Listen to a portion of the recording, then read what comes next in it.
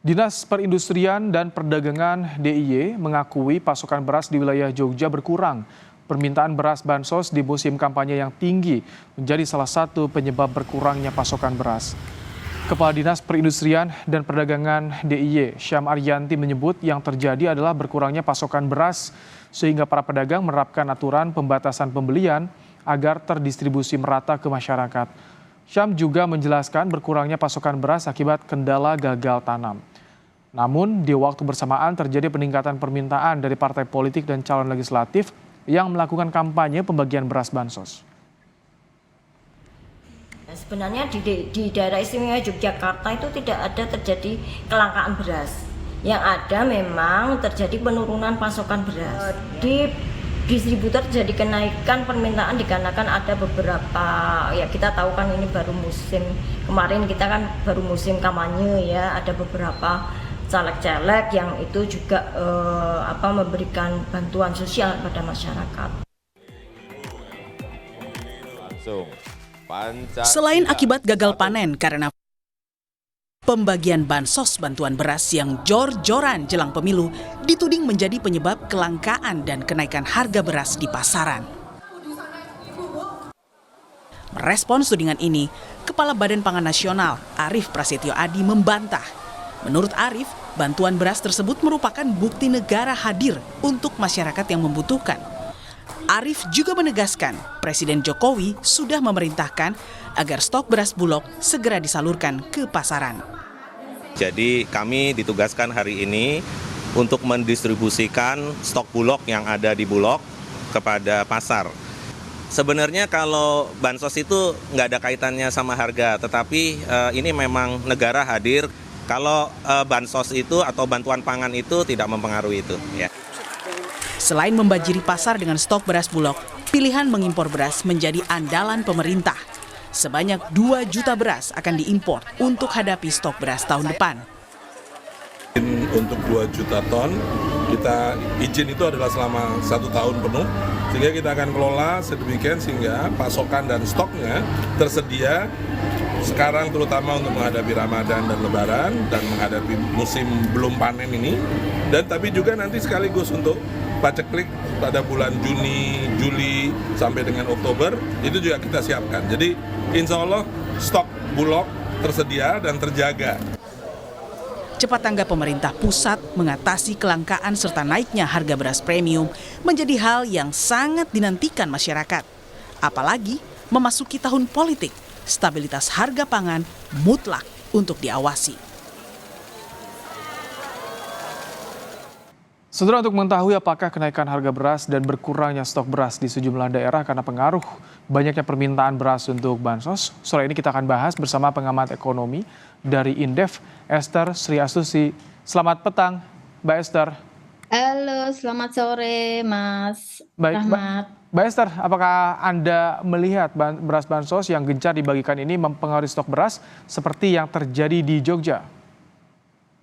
Ya, jadi saya melihat kenaikan harga beras ini dari 2 sisi ya. Yang pertama dari sisi supply, karena dari sisi supply itu kita pasokannya juga masih belum mencukupi gitu ya. Sehingga banyak panennya ini sudah ada di beberapa lokasi tetapi tidak serentak. Sehingga ketika ada permintaan beras untuk berbagai event kampanye ya, dan terlebih lagi banyak caleg atau mereka mau membagi bantuan gitu. Jadi ini membuat harga beras itu naik ya. Jadi kenaikan harga beras saat ini bisa terjadi karena 2 sisi, dari sisi supply dan dari sisi demand yang sangat tinggi. Jadi dengan bansos yang jor-joran dari bulan Oktober, November, Desember hingga Januari, Februari ini mempengaruhi stok beras yang ada saat ini? Betul, betul. Ini ketika hukum ekonomi itu berlaku ya, jadi ketika pasokan saja tetap ya, pasokan beras itu tetap, sementara permintaannya itu sangat tinggi ya, maka ini akan mendorong kenaikan harga beras. apalagi kalau pasokan beras ini kurang gitu ya. Jadi ini akan mendongkrak ya harga beras yang akan tinggi. Tadi kan disampaikan katanya pasar murah juga tidak begitu berpengaruh karena langsung habis dan permintaan masih tinggi. Antisipasinya apa untuk bisa memulihkan kondisi ini, Mbak Esther?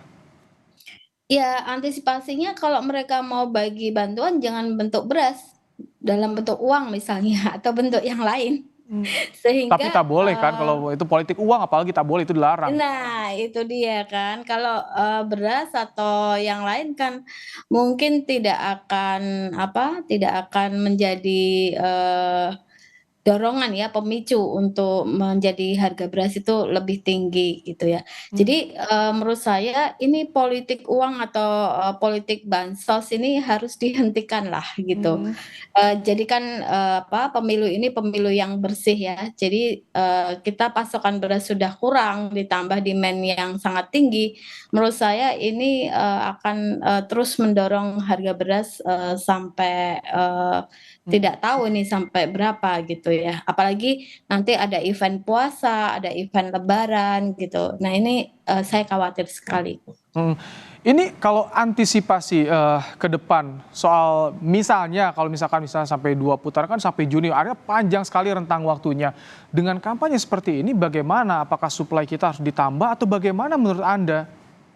Ya, sudah pasti suplai harus ditambah, karena kalau tidak ditambah dengan permintaan yang terus, datang ya, maka saya rasa ini harga beras akan, tetap melambung tinggi gitu. Dan ketika ada terjadi kenaikan harga beras, maka saya rasa, eee, harga-harga bahan pangan yang lainnya ya, itu juga akan meningkat ya. Misalnya harga minyak goreng, harga cabe, harga kebutuhan pangan yang lainnya itu akan meningkat. Apalagi ini ada faktor musiman, musim kampanye, musim pemilu, musim, puasa ya, dan musim lebaran gitu. Kalau Anda dari Indef, apakah ada datanya stok beras kita seperti apa, bagaimana dan penyerapannya ke mana saja untuk dalam beberapa bulan terakhir ini, Pak Esther? Ya kalau kita lihat data BPS kan, menunjukkan bahwa, eee, kita memproduksi hanya sekitar 53,63 juta, gabah kering ya.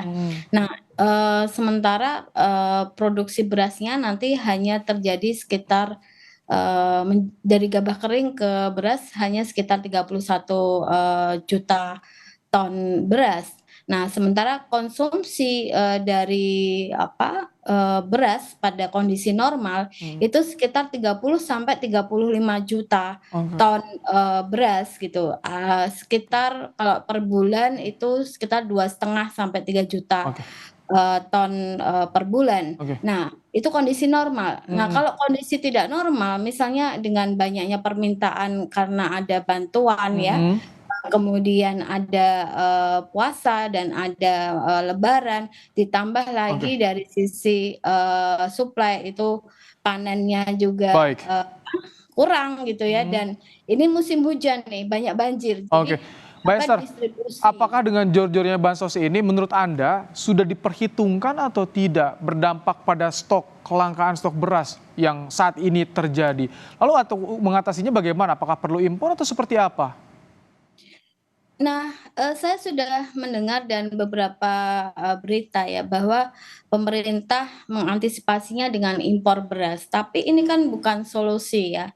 Jadi, yang harus, menjadi perhatian bagi pemerintah bahwa kita tidak boleh impor beras terus-menerus gitu ya. Kita harus berpikir jangka panjang, artinya swasembada beras ini harus diwujudkan. Jadi, pada tahun 1984 kita sudah mencapai swasembada beras, Oke. tetapi saat ini kita malah menjadi importir beras gitu. Jadi sangat menyedihkan. Baik. Sudah antisipasi yang dilakukan oleh pemerintah. Terima kasih ekonom dari Indef, Esther Sriastuti telah menyampaikan pandangannya dalam Kompas Petang sore hari ini.